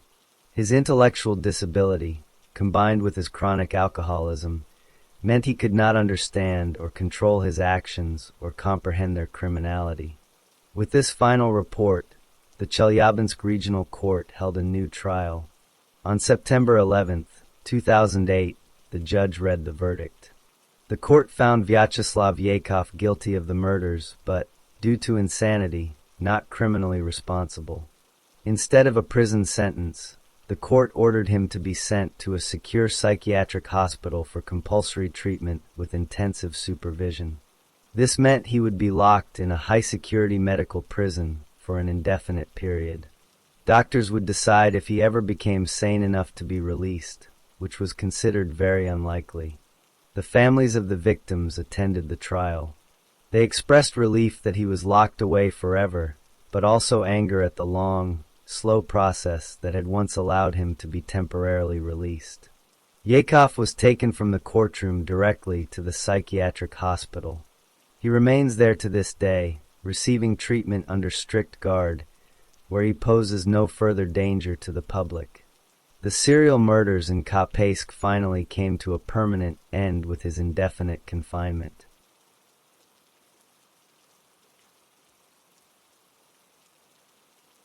Story 7.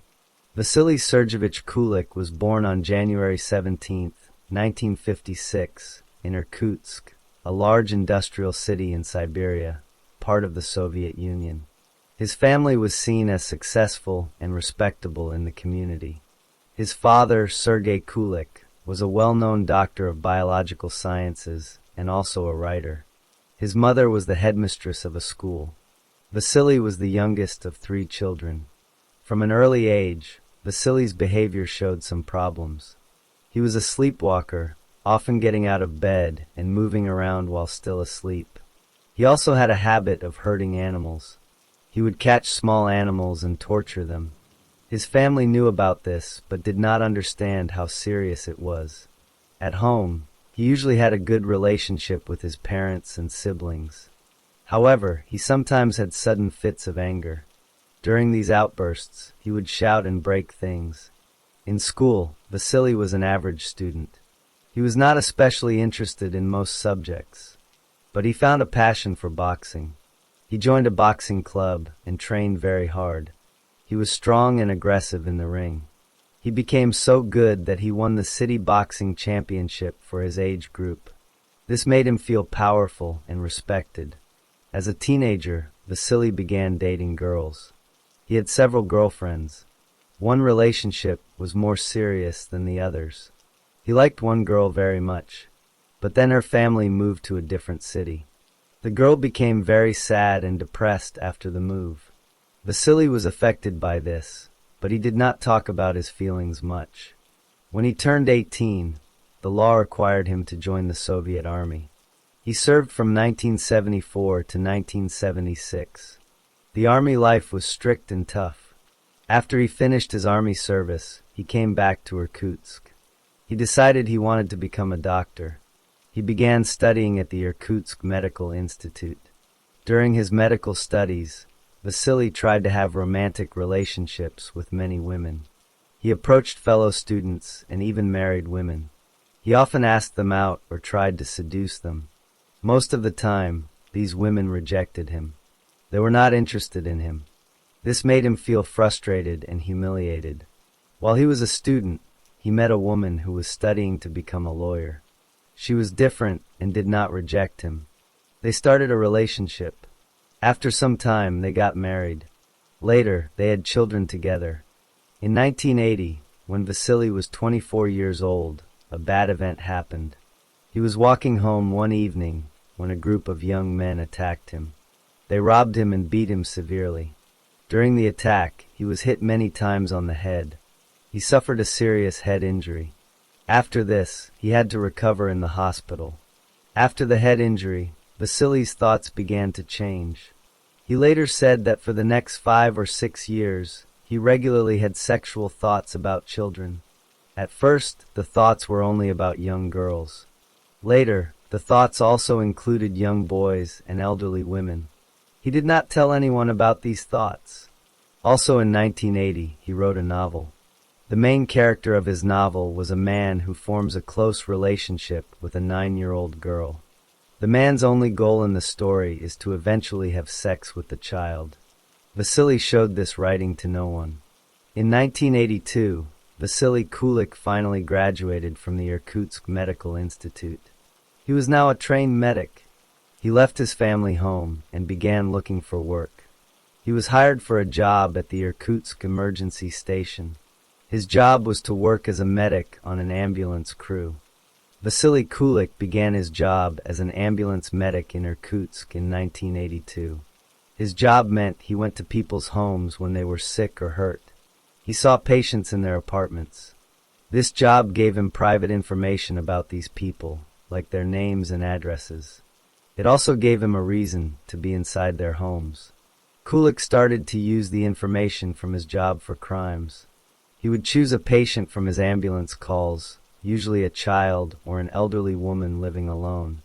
A few days after the medical call, he would return to their apartment building. He did not wear his uniform when he returned.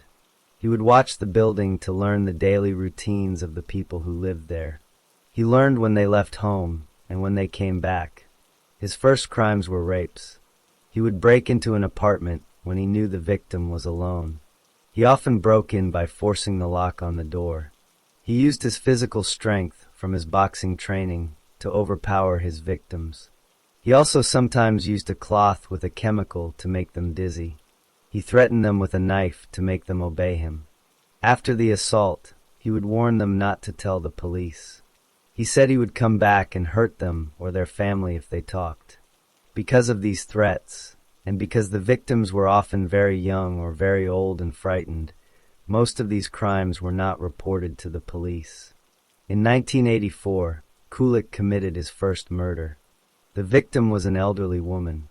He did not know her from his ambulance work. He saw her on the street. He followed her to her home. He forced his way into her apartment after she unlocked her door. Inside, he attacked her. He used a drug to make her unconscious. He then raped her. After the assault, he strangled her with his hands to kill her. He left her body in the apartment and left quietly. He took nothing from the apartment. Kulik's second murder victim was an 8-year-old girl. He had seen her playing near her home. He learned where she lived. One day, he saw her entering her apartment building alone. He followed her inside. He knocked on her apartment door. When she opened it, he pushed his way in. There was no one else home. He assaulted the girl. Afterward, he killed her. He strangled her. He then arranged the body to make it look like she was sleeping in her bed. He left the apartment. His methods changed and became more violent. For his third murder, he chose a 53-year-old woman. He brought a gun and a kitchen knife with him. He broke into her home at night. He attacked her with the knife. He also shot her with the gun.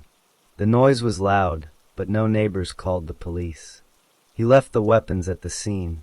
From 1984 to 1986, Kulik continued to attack people. He raped many more women and children. He also killed more of them. In total, he murdered 13 people. 6 of his murder victims were children. 7 were elderly women. The youngest murder victim was a 2-year-old girl. The oldest was a 75-year-old woman. He used different methods to kill them. Sometimes he used drugs from his medical kits. Sometimes he used a knife or his hands to strangle them. He always chose victims who lived in different parts of the city. He did not attack people in the same neighborhood twice in a row. This made it hard for the police to see a pattern. He also continued his normal life. He went to work every day on the ambulance. He lived with his wife and children. He acted like a normal person in public. On January 17, 1986, Kulik tried to attack another woman. It was his 30th birthday. He followed a woman into her apartment building. He tried to force her into her apartment. But this woman was stronger and younger than his usual victims. She fought back. She screamed very loudly. Neighbors heard the screaming. Several men ran out of their apartments. They saw Kulik attacking the woman. The men grabbed Kulik and pulled him off the woman. They held him down and beat him. Someone called the police. The police arrived and took the beaten man, Vasily Kulik, into custody. After Vasily Kulik was taken into police custody, he was treated for the injuries he received from the neighbors. The police initially saw him only as a man who had tried to attack one woman. They did not know about his other crimes. They began a standard investigation into this one attempted assault. During the interrogation, Kulik was calm. He first claimed he was drunk and had made a mistake, but the police found no alcohol in his system. Then, Kulik suddenly began to talk about other crimes. He told the police he had killed people. He gave specific details about the murders of the elderly woman in 1984, the 8-year-old girl, and the 53-year-old woman. He described locations, methods, and times. The investigators were suspicious. They thought he might be confessing to famous unsolved crimes just to get attention. They did not believe a well-educated ambulance medic from a good family could be a serial killer. They decided to test his claims. They took him to the apartment of the first elderly victim he described. They asked him to show exactly what he did. Kulik led them to the correct building and apartment without help. Inside, he showed them how he had forced the lock and where the body was found. His details matched the secret details of the crime scene that only the police and killer would know. This convinced the police he was telling the truth. A major investigation was launched. Forensic experts re-examined evidence from all the unsolved murders of elderly women and children from the past 2 years. They looked for connections to Kulik. They searched his home and his locker at the ambulance station. They found medical drugs that matched chemicals found in some victims. They also found personal items like hair clips and scarves that did not belong to his family. These items were later identified by victims' families as belonging to the murdered children and women. Kulik continued to confess. He explained in detail how he selected victims from his ambulance call records. He described how he watched their apartments. He drew maps and wrote statements. He confessed to 13 murders and nearly 30 rapes and assaults that had not been reported. The police used his confessions to find evidence that proved his stories. They found witnesses who remembered seeing a man matching his description near the crime scenes. His full guilt was established. The trial of Vasily Kulik began in 1988. In the Soviet legal system, the trial was held in a courtroom with judges, not a jury. The evidence presented was the confessions, the forensic reports, the stolen items from his home, and the testimony from the one woman who fought him off and the neighbors who caught him. Families of the victims were also present. Kulik did not deny his actions. He stated again that the violent sexual thoughts began after his head injury in 1980. On August 11, 1988, the judges found Vasily Kulik guilty of all 13 murders and the multiple rapes. The sentence for such serious crimes in the Soviet Union at that time was death. Kulik was sentenced to be executed by firing squad. He appealed the sentence, but the appeal was rejected. On June 26, 1989, in Irkutsk, the sentence was carried out. Vasily Kulik was executed by firing squad. After the execution, the families of the victims were informed that the man who killed their children, mothers, and grandmothers was dead. The city of Irkutsk, which had lived in fear for 2 years, learned that the serial killer had been caught and punished. The story of Vasily Kulik ended with his execution.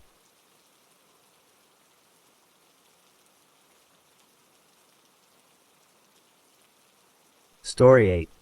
Alexander Spazivtsev was born on March 1, 1970, in the city of Novokuznetsk, in what was then the Soviet Union. He lived in an apartment on a main street with his mother, Ludmila, and his father. From the beginning, Alexander was not a strong child. He was born underweight and was often sick. This meant he spent a lot of time at home and did not have a robust physical constitution. His family life was difficult. His father was an alcoholic. When his father drank, he became abusive and violent. The father would shout, and sometimes hit other members of the family. This created an atmosphere of fear and tension in the apartment. When Alexander was still a boy, his father abandoned the family completely. He left and never came back. After that, it was just Alexander and his mother. Alexander's mother, Ludmila, loved her son very much. She worked at a local school and later got a job at a prosecutor's office. She was deeply protective of Alexander, especially because he was often ill and had no friends. She felt she needed to shield him from the outside world. Their relationship became very close, but in ways that were not typical for a mother and son. Ludmila showed her affection in unusual ways. When Alexander was very young, she would share books from her work with him. These books were about criminal cases. They contained explicit photographs of dead people and crime scenes. She thought this was normal and educational. She also had very few boundaries with her son. Alexander and his mother shared the same bed every night until he was 12 years old. Because Alexander was sickly and different, he struggled at school. He did not know how to talk to other children or make friends. His social skills were poor. The other children noticed he was strange and weak. They began to bully him. They would call him names, push him, and exclude him from games. This made Alexander hate school and hate other children even more. He retreated further into himself and relied entirely on his mother for company. As he grew into his teenage years, Alexander's isolation became complete. He did not have a single friend. He spent all his time in the apartment with Ludmila. He did not develop normal interests or hobbies.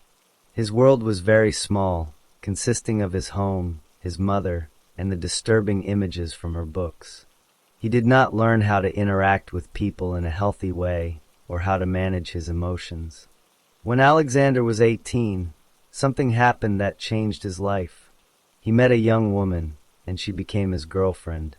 On the surface, he seemed poetic and kind during their walks. However, Alexander did not understand normal relationships. When they had arguments, he could not handle them. Eventually, the young woman decided to break up with him.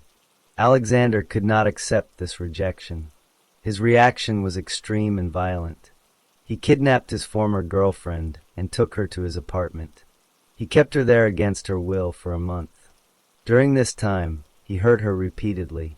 The young woman did not die from a direct attack, but from a severe infection that set in because of her untreated injuries. This was Alexander's first known violent crime. The police discovered what Alexander had done. Because of the brutal nature of the crime and his clear mental problems, the court did not send him to a normal prison. Instead, he was declared mentally unwell and sent to a special psychiatric hospital in the city of Oriol. This was a secure hospital for people who committed crimes but were considered mentally ill. Alexander Spizivtsev was released from the psychiatric hospital in 1991. The official records still listed him as a patient, but he was allowed to go home to his mother's apartment in Novokuznetsk. After returning, he did not look for a job or try to make a normal life. He spent his days wandering the city. He often watched the homeless people, beggars, and street children who had become very common after the Soviet Union collapsed. He developed a strong hatred for these children. In his mind, they were a symbol of everything wrong with the new society. His mother, Ludmila, supported him completely. She gave him a place to live and money. She also began to help him with his new plans. Alexander decided to start luring victims to their apartment. His mother agreed to help him. Their first targets were the street children he hated. He also targeted young women who seemed alone or vulnerable. The method was always similar. Alexander would approach a child or young person in a quiet area. He would offer them something they needed. He might offer them a warm meal, a little money, or a place to stay for the night. He looked calm, and his mother, who sometimes helped with the luring, looked like a kind older woman. The victims, who were cold, hungry, and had no safe home, often accepted the offer. Once a victim entered the apartment on Pioneersky Prospect, the door would lock behind them. Alexander would then attack them. He was physically stronger than the children he targeted. He would beat them and tie them up. He kept them prisoner in the apartment. During their captivity, he would torture them for long periods. He used knives and other sharp tools to hurt them. His mother was almost always present in the apartment during these acts. She did not stop her son. Instead, she helped him by guarding the door and by cleaning up afterwards. The torture was methodical and cruel. Alexander enjoyed causing pain and fear. He would cut his victims multiple times, but not in places that would cause immediate death. He wanted them to suffer for hours or days. He also forced some of his captives to do things against their will. He once forced a living victim to help cut up the body of another victim he had already killed. When Alexander finally killed a victim, he did not stop there. He and his mother would then dismember the body. They did this to make the body easier to dispose of. They used saws and knives in their own bathroom. Ludmila had a specific job in this process. She would take the body parts that they did not want, put them in buckets, and wait until very late at night. She would then walk to the Aba River, which flowed through the city, and throw the pieces into the water. Sometimes Alexander and his mother went a step further. They would keep some of the flesh from their victims. Ludmila would cook this human flesh in their kitchen. She served it to Alexander, and she ate it herself. They also fed some to their pet dog. On at least one occasion, they forced a captive girl to eat the cooked flesh of another victim. For years, this was their routine. People in the city, especially near the river, began to find horrible things. They found severed human heads, arms, and parts of torsos washed up on the riverbanks. The bodies were so badly decomposed and cut up that the police could not identify them. The police first thought the body parts might be from a medical school or hospital. Then they thought maybe criminal gangs involved in the organ trade were responsible. They did not immediately think one man and his mother were killing people in their own home. During this time, many children were reported missing by shelters or distant relatives. But these were children who lived on the streets. They often disappeared for days before anyone noticed they were gone. The police were overwhelmed with crime from gang violence. The disappearances of homeless children were not a high priority. This allowed Alexander and Ludmila to continue their crimes without suspicion for a long time. The crimes were discovered by accident in October 1996. A problem with the building's plumbing required a plumber to check the pipes in the Spizivtsev apartment. The plumber knocked on the door, but no one answered. He returned with a building manager, and they still could not get anyone to open the door. They called the police to help them gain entry, thinking the residents might be away or in trouble. When the police opened the door, they were met with a terrible smell. They searched the apartment. In the bathroom, they found a horrific scene. There was a young girl's body in the bathtub. The body had been cut apart. Then, in another room, they found a second girl, alive but severely wounded. This girl was 14-year-old Olga G. She had been stabbed multiple times and was very weak. Alexander Spizivtsev and his mother Ludmila were both in the apartment and were immediately arrested by the police. An ambulance took Olga G. to the hospital, but her injuries were too severe. She died soon after. However, before she died, she was able to speak to investigators. She told them what had happened. She said Alexander Spizivtsev had kidnapped her and two of her friends. He had killed her two friends and then forced her to help cut up their bodies. She also said that Ludmila had cooked the flesh of the victims and that she and Alexander had eaten it. They had also forced Olga to eat some. This testimony gave the police their first clear suspects. They began a full search of the Spizivtsev apartment. The search revealed overwhelming evidence. They found many sharp knives and saws with blood on them. They found bloodstains on the floors and walls, even in the kitchen. They found ropes and items used to tie people up. They also found personal belongings like clothes and small trinkets that did not belong to Alexander or Ludmila. These items were from many different people, including children. The police then investigated the area around the apartment building and the river. Earlier, in June of 1996, children playing near some old warehouses had found buried bones. The police had been called at that time and had dug up the site.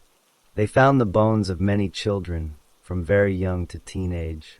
At first, they did not know who these bones belonged to or how they got there. After arresting Alexander, the police connected him to this burial site. The location was close to his home, and the way the bones were cut matched the tools found in his apartment. When questioned by police, Alexander Spizivtsev initially confessed. He said he had killed 19 people. He described details of the crimes. Later, when he was presented with the formal charges, he took back his confession. He said he had made it up. Because of this, the prosecutors could only use the evidence they could physically prove in court. The trial began in 1997. The court focused on the murders they had the most evidence for, the murder of Olga G. and the murders of her two friends, whose bodies were found in the apartment. The testimony Olga gave before her death was used as evidence. The physical evidence from the apartment was presented. Experts showed that the tools matched the wounds on the bodies. Alexander Spizivtsev was found guilty of these 3 murders.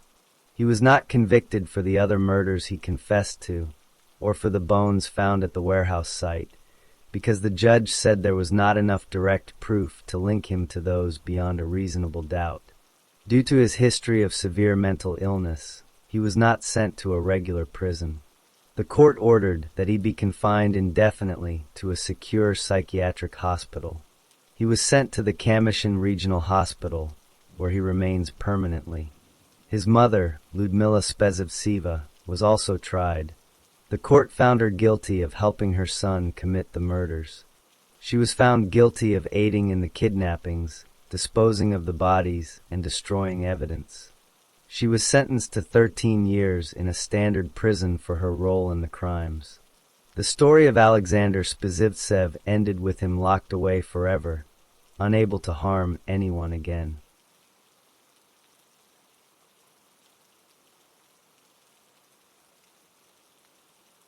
Story 9. Edmund Kolanowski was born on October 24, 1947, in Poland. This was just after World War II. His family lived in a time and place where life was often hard. Edmund had an older brother named Andrei, but Andrei died when he was only 2 years old. The death of his brother was very important in Edmund's early life. After Andrei died, Edmund's mother was very sad. She often went to the Milostowo cemetery to visit the grave of her son who died. She almost always took young Edmund with her. So from a very young age, Edmund spent a lot of time in the cemetery. Edmund started primary school like other children, but he had great difficulty with it. He did not do well in his studies. Because of his poor grades, he had to repeat the first grade. This means he had to stay in the same class for another year while other children moved on. This pattern continued. He later had to repeat the 3rd grade. Then, he had to repeat the 5th grade. School was a constant struggle for him. His problems were not only with learning. His behavior was also a concern. He acted in ways that teachers and others found strange or disruptive. Because of his behavior, a doctor was consulted. The doctor decided that Edmund should be sent to a special facility. This facility was for young people with mental health problems. He stayed there for some time. After leaving the facility, he was older. He then went to a vocational school. A vocational school teaches a specific trade or job skill instead of general academic subjects. He was supposed to learn a trade there. However, he did not finish this school. He left before completing his training. Even without finishing school, he eventually found work. He got a job as an electrician. This job involved working with wires and electrical systems. He did this work for a period of time. In his personal life, he married a woman named Zofia in the year 1970. They had a daughter that same year. Then, they had a second daughter in 1972. So for a few years, he was a married man with 2 young children. But the marriage was not happy. His wife, Zofia, asked for the marriage to be legally ended. In 1975, a court agreed, and their marriage was annulled. This meant it was legally declared as if it had never happened. After this, he did not live with his wife and children. In 1980, he began living with a different woman. Her name was Gabrielle. She was a prostitute. A prostitute is a person who sells sex for money. They lived together as a couple. They also had a daughter together. Edmund Kolanowski's actions began long before the murders. From the age of 11, he had a strong interest in dead bodies. He would go to the local hospital and find ways to look at the corpses there. He did this many times. When he was 15 years old, he started approaching women in the city center of Poznan. He would accost them, which means he would bother them or try to talk to them in a threatening way. Because of this, he was taken to a juvenile court. The court decided he should be sent to a youth detention center. However, they suspended the sentence. This meant he did not have to go to the center right away, but he would be sent there if he got into trouble again for 2 years. Around this time, he also tried to kill himself. He pushed a knife into his own stomach. He was found and taken to a hospital where doctors saved his life. In 1966, as a young adult, he was sent to prison. He was sentenced to 1.5 years in prison because he beat up another inmate. He served this time and was released in November 1967. After his release, he continued to have violent urges toward women.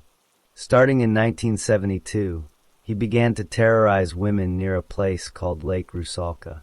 His method was to wait for women who were alone. He would then attack them. He kicked them, beat them, pulled their hair, threatened them, and wounded them with a knife. He did this to several women. The Polish militia, which was the police force at the time, eventually caught him for these attacks. The court could prove 3 of these assaults. For these crimes, he was sentenced to 9 years in prison. He served only 2/3 of this sentence. He was released from prison in 1979. After his release, the violence escalated to murder. On October 27, 1970, before his prison sentence for the assaults, he had committed his first known murder. He met a 21-year-old woman named Kazimira G. near a railway station in the village of Babaroko. He killed her. After killing her, he mutilated her body. To mutilate means to cut up or damage the body in a violent way. He then hid her body so well that it was never found by the police. His next murder happened on March 16, 1981. This was after his release from prison. He killed a 20-year-old woman in the Wawr district of Warsaw. He did not provide many details about this crime when he later confessed. His third murder was on November 4, 1982. He killed an 11-year-old girl in the Narramois area. He also mutilated her body after her death. Alongside the murders, he committed other crimes involving dead bodies. These are called necrophilic crimes. He admitted that in 1972, when he was 25 years old, he went into a graveyard. He dug up buried corpses and desecrated them. To desecrate means to treat a dead body with great disrespect. In July 1980, he went into a cemetery chapel in Naosol. A chapel is a small building for prayer. In this chapel, he mutilated corpses that were waiting for burial. On February 26, 1982, he went to a cemetery chapel in Narramois. He stole the corpse of a woman from inside. He took the body away and then mutilated it. On November 29, 1982, he went back to the Milostowo cemetery, the one he knew from his childhood. He dug up a body and desecrated it. He did the same thing again at Milostowo Cemetery on January 28, 1983. His method for mutilation was always similar. He would use a knife or other tools to cut off specific body parts from the female corpses, mainly the breasts and genitals. He would take these parts away with him. He had a mannequin, which is a model of a human body. He would sew the stolen body parts onto this mannequin.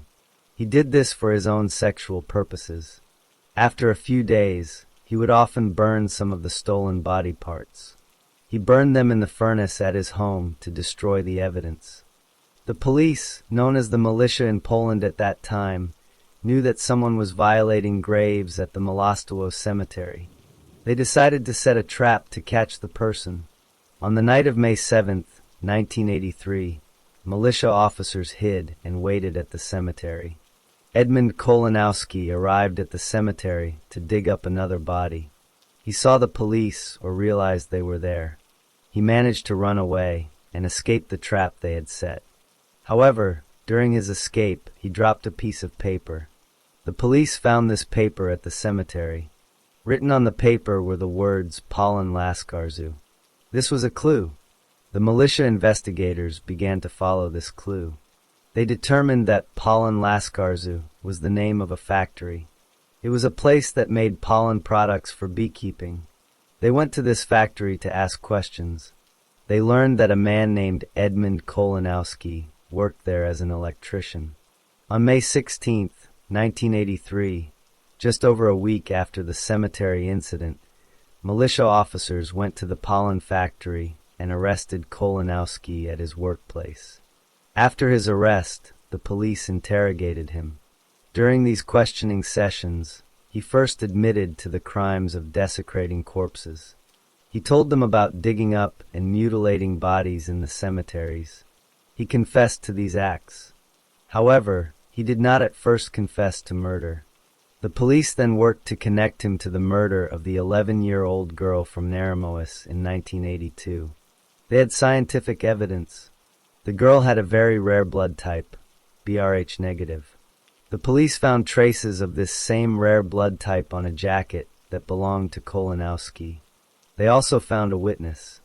A railway crossing conductor near Narrated stated that he had seen Kolanowski in that area on the night the girl was killed. Faced with this evidence, Kolanowski changed his story. After 4 months of interrogation, he admitted to killing the young girl. Later, he also confessed to the other 2 murders. The court ordered that Kolanowski be sent to a psychiatric hospital for observation. Doctors needed to decide if he was mentally ill and therefore less responsible for his crimes. He stayed in the hospital for evaluation. While there, he sometimes said he understood his actions were wrong, saying, "Now I think I did wrong." But he also gave himself a nickname. He called himself the Cold Surgeon, which showed a lack of remorse. The psychiatric experts finished their observation.